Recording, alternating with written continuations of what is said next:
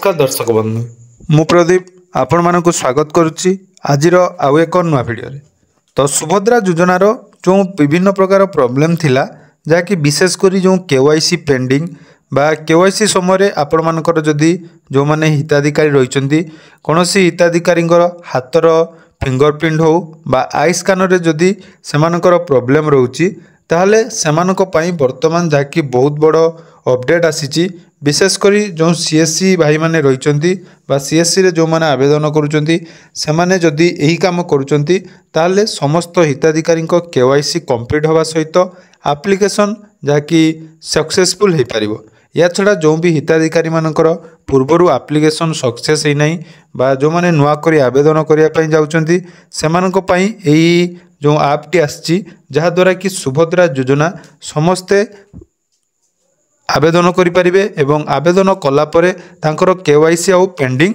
रहिबो नाही। तो केमिति से ऐप को व्यवहार करेंगे एवं से ऐप रे कौन कौन सबू स्पेशल जहाँकि अपडेट रही से विषय आज भिडियो रे संपूर्ण डिटेल्स जानिबा। ता पूर्व जदि चैनल को प्रथम थर विजिट करछंती वीडियो को लाइक करेंगे, चैनल को सब्सक्राइब करनथिले एबे ही सब्सक्राइब करी पाखरे थिबा बेल आइकन को क्लिक करी ऑल ले सेट कर देबे।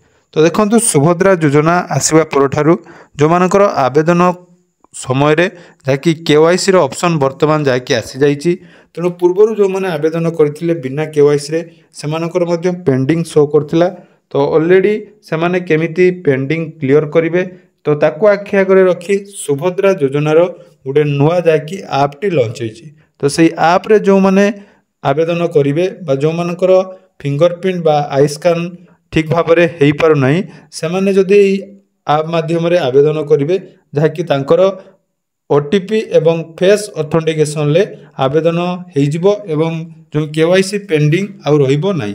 तो आसंतु केमिति से आप को व्यवहार करेंगे से विषय जानिबा। तो निज मोबाइल ले प्ले स्टोर ओपन करी आपण माने देखंतु एटारे सर्च करेंगे सुभद्रा। तो ये सुभद्रा सर्च कला परे देखंतु गोटे ऑप्शन आछि सुभद्रा योजनार ऑफिशियल वेबसाइट। तो ये सुभद्रा योजनार ऑफिशियल वेबसाइट जदि आपण माने इंस्टॉल करचंदी जो थिरे कि आपण मानकर एप्लिकेशन पूरा 100% सक्सेस होबो एवं एथिरे कोनोसी फिंगरप्रिंट बा फेस स्कैन करिया पई पड़िबो नाही।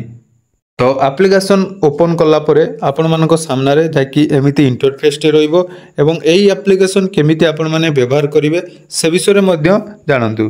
तो देखि पारथबे एही एप्लिकेशन जते बेले आपण माने ओपन करचंती आपण मानकर सीएससी आईडी बा मो सेवा केंद्र लॉगिन करिया पई पड़िबो। ता पूर्वरु देखंतु एही एप्लिकेशन ले आपण माने केमिति व्यवहार करिवे। तो सर्वप्रथमे प्रोसीड जो रहिछि वेरीफाई ई केवाईसी ऑप्शन ले आपण माने क्लिक करिवे। तो एठारे क्लिक कला परे प्रथमे आपण मानकर आधार कार्ड नंबर आपण माने एंटर करिवे। तो आधार कार्ड नंबर एंटर कर सल्ला परे देखंतु एठारे आपणर जाकि जो सीएससी रे आपण माने आवेदन करथिले सेटारे आपणकर फिंगरप्रिंट एवं ई स्कान जाकि आखि स्कान बा आई स्कान करिया पई पड़थाय किंतु सेथिरे बहुत सारा हिताधिकारी जो मानकर सेगुडी को अपडेट नाही सेमानकर आवेदन हेई पार नाही। किंतु जदि आपण एठारे फेस जहाँकि स्कान ऑप्शन रही तो ये फेस स्कान ऑप्शन जदि आपण माने करेंगे ताले आपण माने निज मोबाइल ले एटा को आवेदन करें। तो ये आवेदन करने समय आपण मानक जानिबा पई पड़िबो जे आपणकर फेस स्कान करने समय निज मोबाइल ले गुडा एप्लिकेशन मध्य आपण मानक डाउनलोड करि परिबो। तो से डाउनलोड को एप्लिकेशन करेंगे से विषय मध्य कथा बा।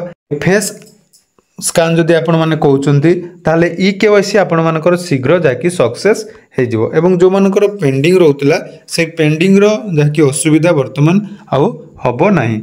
देखि पारथुबे एई एप्लिकेशन जते बेले आपण माने कोनोसी भी आवेदन करूचंती तो एठारे आपण मानकर अबाउट एप्लिकेशन लो ऑप्शन रहिछि किंतु ए अबाउट एप्लिकेशन ऑप्शन ले क्लिक करले आपण मानको कोनोसी इंटरफेस शो करिवो नै केवल सक्सेसफुल बोली देखिबो किंतु एठारे आपण माने स्टेटस चेक करि परिबे नै।